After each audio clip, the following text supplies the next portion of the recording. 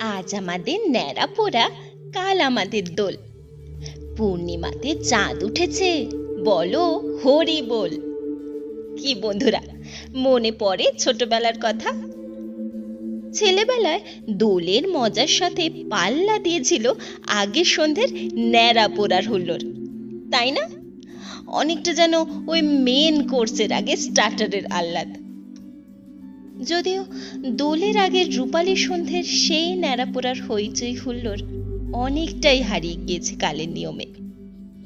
তবুও হারিয়ে যাওয়া বাংলা বর্ণমালা লিকার যেহেতু আমাদের আড্ডা জনের নাম, তখন হারিয়ে ফেলা শৈশব তো ফিরিয়ে আনতেই হয়।